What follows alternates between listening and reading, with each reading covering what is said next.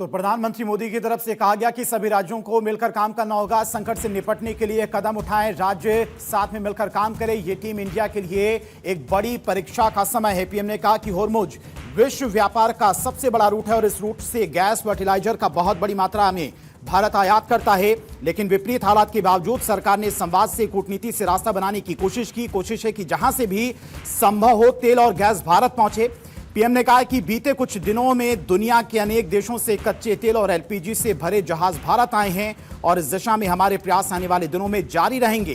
तेल, gas, fertiliser, हर जरूरी सामान से लदे जहाज भारत पहुंच रहे हैं और हमारी कोशिश है लंबे समय में कोई भी दिक्कत हमारी देश की जनता का ना हो, देश को परेशानी का सामना ना करना पड़े। इसके साथ प्रधानमंत्री मोदी ने कहा कि अब तक ईरान से भी करीब 1000 भारतीयों को भारत लाया गया है। ईंधन के किसी और स्रोत पर भी भारत निर्भर नहीं। एलपीजी के साथ भारत में पीएनजी कनेक्शन ने भी बड़ा कदम उठाया गया है। बीते 11 वर्षों में भारत को आत्मनिर्भर बनाने पर जोर दिया गया। तो प्रधानमंत्री मोदी की तरफ से कहा गया कि ये वक्त आत्मनिर्भर बनने का है और साथ ही साथ बड़े कदम और एकजुटता को दिखाने का भी ये समय है। भारत के पास में पर्याप्त मात्रा में ऑयल भी मौजूद है।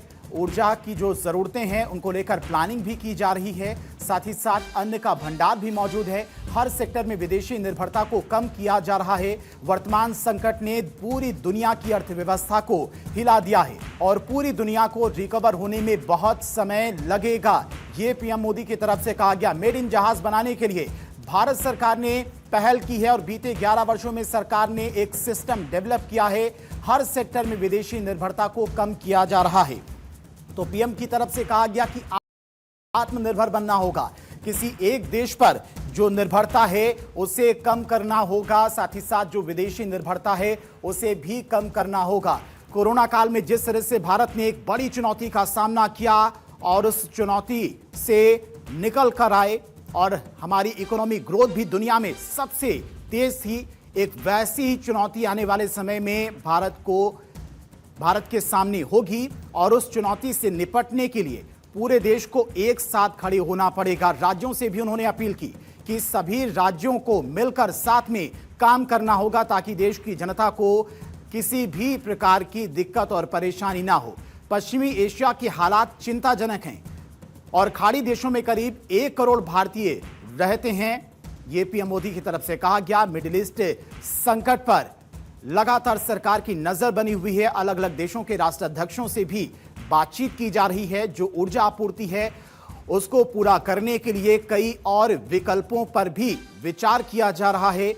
इसके साथ ही पीएम मोदी ने कहा कि युद्ध से पहले करीब 27 देशों से भारत क्रूड ऑयल, एलपीजी आयात कर रहा था, जिसे बढ़ाकर अब 41 देश तक पहुंच गए हैं। मतलब कि अन्य जो विकल्प हैं भारत के सामने, उन विकल्पों को भी इस्तेमाल किया जा रहा है, उन विकल्पों पर भी विचार किया जा रहा है और होर्मुज को खोलने के लिए बातचीत भी जारी। मिडिल ईस्ट में भारतीयों की मृत्यु बेहद दुखद है, इस पर भी दुख जताया पीएम मोदी ने और घायलों का बेहतर इलाज सुनिश्चित कराया जा रहा है। तो आने वाले दिनों में हो सकता है कि परेशानियां बढ़ें अगर ये वॉर आगे और लंबा खिंचता है। हमारे साथ पॉलिटिकल एडिटर अदिति नागर जुड़ गए हैं। अदिति, प्रधानमंत्री मोदी ने उन्हीं बातों का जिक्र किया जिन बातों का कल उन्होंने जिक्र किया था। उन्होंने कहा कि अगर ये युद्ध लंबा खिंचता है तो भारत की तैयारी तो पुख्ता है, लेकिन इन तैयारियों में एकजुटता और आत्मनिर्भरता देश की जनता को दिखानी होगी, देश के सभी राज्यों को दिखानी होगी। देखिए, युद्ध जितना भी चले उसका असर उसके बाद तक रहेगा। प्रधानमंत्री की ये बात कहना आज, कल उनका ये कहना कि हम कोरोना जैसे आपदा के स्तर पर तैयार हैं। प्रधानमंत्री ने कहा कि युद्ध लंबा चलेगा और उसका असर और भी लंबा चलेगा। इन सब का मतलब ये होता है कि चाहे विपक्ष हो चाहे देश की जनता हो, जब तक कि हम एकजुट ना रहें, और जैसे हम कोरोना में एकजुट थे इसलिए वो आपदा निकल गई, इस तरह से अभी भी कितना भी आज भी अगर युद्ध खत्म होगा उसका असर अभी बहुत लंबा चलने वाला है। चाहे फिर देश दुनिया के मार्केट की बात कर लें, गैस पाइपलाइन, तमाम चीज़ों की बात कर लें। और उन्होंने आंकड़े भी बताए कि हम किस तरीके से तैयार हैं गैस आपूर्ति को लेकर, ऑयल आपूर्ति को लेकर। लेकिन उसके बावजूद भी प्रधानमंत्री का बीच में ये कहना कि स्ट्रेट ऑफ हॉर्मुज बंद करना सही विकल्प नहीं है। हम लगातार ईरान, इजराइल, अमेरिका से बातचीत कर रहे हैं और इस बीच में प्रधानमंत्री की हर वो बात जो एक देश के लीडर या एक परिवार के बड़े होने के नाते उनको देश की जनता को, विपक्ष को और सबको बताना, और साथ में उन्होंने कहा कि जब आज मैं संसद में खड़े होकर भाषण दे रहा हूं वो पूरी दुनिया सुने, तो उस एकजुटता का भी संदेश बहुत महत्वपूर्ण समझ आती है कल और आज के भाषण में। पहला ये कि प्रधानमंत्री भारत का ऑफिशियल स्टैंड बताना चाहते हैं, जिसमें डी-एस्केलेशन डायलॉग पर फोकस था, और हम कहां पर खड़े हैं, कितने तैयार हैं, वो बताना चाहते हैं। इवैक्यूएशन प्लान पर भी बातचीत, मतलब बैक साइड ये चीज़ें हैं कि ऐसी कोई स्थिति आए कि इवैक्यूएशन कराना पड़े भारतीयों का दूसरे देश से या भारत पर, और उसके अलावा भी हम कितने तैयार हैं सुरक्षा के लिहाज से, वो सारी बातें कहने के बावजूद भी बिटवीन द लाइन्स अगर बात समझें तो एक देश का मुखिया जो ये बताना चाहता है कि हम पूरी तरीके से तैयारी कर रहे हैं, बातचीत कर रहे हैं, एनालिसिस कर रहे हैं, दूसरे देशों से बात कर रहे हैं